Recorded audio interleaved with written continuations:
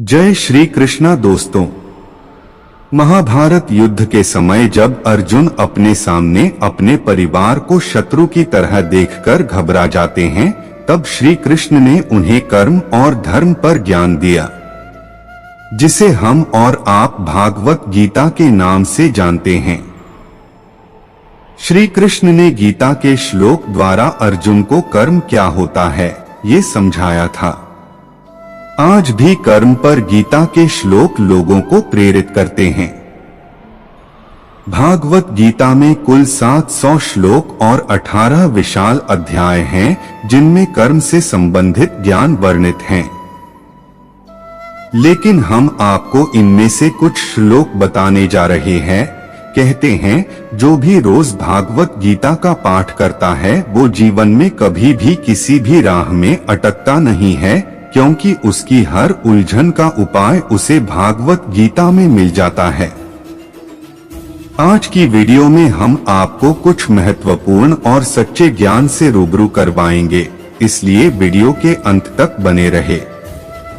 हम आपको सिर्फ कर्म पर गीता के श्लोक ही नहीं बताएंगे, बल्कि उनका अर्थ भी बताएंगे।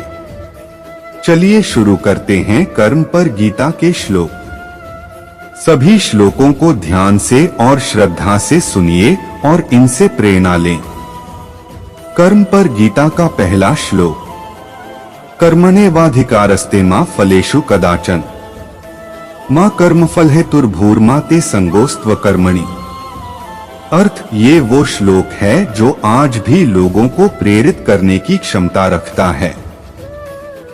इस श्लोक में श्री कृष्ण कहते हैं, हे कौन्ते, तुम्हारा अधिकार सिर्फ इतना है कि तुम अपना कर्म करो, उसके फल पर तुम्हारा अधिकार नहीं है। तुम्हें तुम्हारे कर्म का क्या फल देना है, ये मेरे इच्छा पर निर्भर है। तुम्हें फल देना मेरा अधिकार है, इसलिए जिस चीज पर तुम्हारा अधिकार ही नहीं है, उसके बारे में सोचने की जरूरत नहीं है। तुम सिर्फ अपना कर्म करो और फल की चिंता मत करो। कर्म पर गीता का दूसरा श्लोक। अर्थ इस श्लोक में श्री कृष्ण अर्जुन को समझा रहे हैं कि तुम अपना कर्म करो। इस युद्ध में यदि तुम युद्ध करते करते वीरगति को प्राप्त हुए तो तुम्हें अपने कर्म को करने के परिणाम स्वरूप स्वर्ग प्राप्त होगा, और यदि तुम इस युद्ध में कौरवों से जीत हासिल करते हो तो तुम इस धरती में सुख और राज्य हासिल करोगे। हे कौन्ते, उठो और संकल्प लेकर निश्चय होकर अपनी पूरी ताकत से युद्ध करो। आजकल के जीवन में इसे देखा जाए तो कृष्ण समझा रहे हैं कि व्यक्ति का कर्म करना कितना जरूरी है। कर्म करने पर ही व्यक्ति को सफलता प्राप्त होती है। यदि व्यक्ति अपनी पूरी ताकत के साथ और पूरी शिद्दत से अपनी मंजिल पाने के लिए कर्म करता है, वो निश्चय ही अपने विजयी होगा। कर्म पर गीता का तीसरा श्लोक। न ही कश्चित् क्षणमपि जातु तिष्ठत्य कर्मकृत् कार्यते ह्यवशः कर्म सर्वः प्रकृतिजैर्गुणैः। अर्थ इस श्लोक में बताया जा रहा है कि इस धरती पर ऐसा कोई नहीं जो हर पल कोई न कोई कर्म न कर रहा हो। प्रकृति तीनों गुणों के आधार पर प्राणी को अपना कर्म करने के लिए विवश करती है। आज कुछ लोग ये मानते हैं कि कर्म करने का अर्थ है सिर्फ व्यापार या नौकरी वाला कर्म, न कि रोजमर्रा के काम जैसे खाना, पीना, सोना, जागना, सोचना आदि।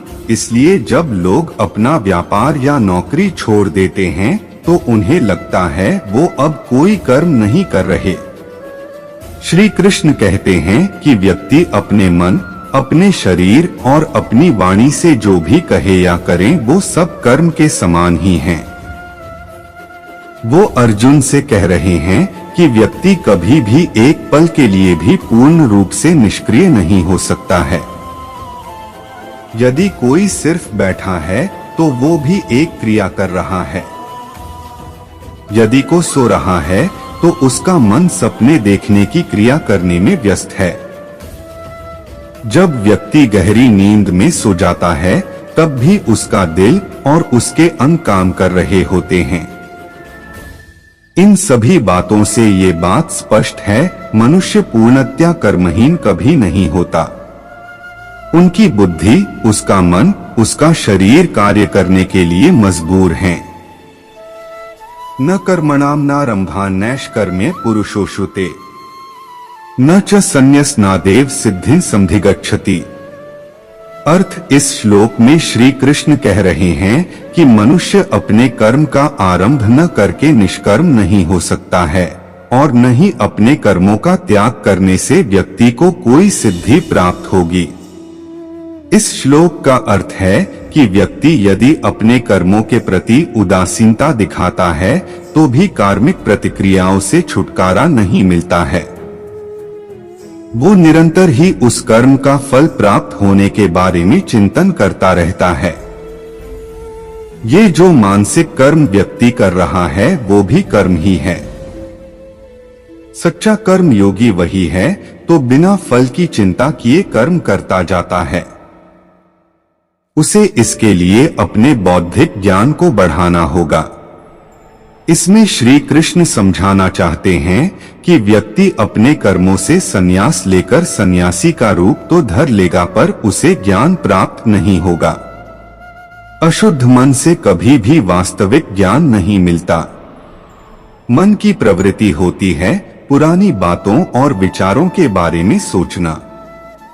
ये करते करते नए विचार मन में आने लगते हैं और फिर धीरे धीरे मन में तनाव, चिंता, गुस्सा, भय आ जाता है।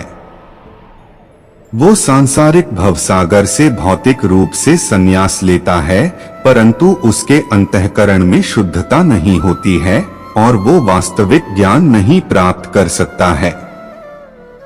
सांख्य योग और कर्म योग दोनों के लिए ज्ञान और कर्म दोनों जरूरी हैं। कर्म पर गीता का 5वां श्लोक।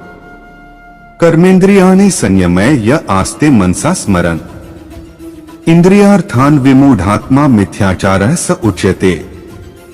अर्थ, इस श्लोक अनुसार व्यक्ति अपने मन और अपनी सभी इंद्रियों को जबरदस्ती अपने नियंत्रण में करने की कोशिश करता है। उसे लगता है उसकी इंद्रियां उसके बस में हैं, लेकिन वास्तव में उसका मन सभी पुरानी बातों के बारे में सोचता रहा है। इसे संन्यास नहीं कहते। ऐसे व्यक्ति सन्यासी न होकर मिथ्याचारी होते हैं।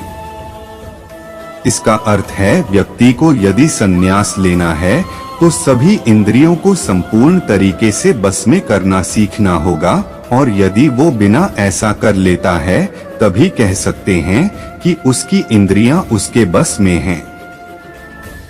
धन्यवाद दोस्तों, ऐसा और ज्ञान पाना चाहते हैं तो चैनल को सब्सक्राइब जरूर करें।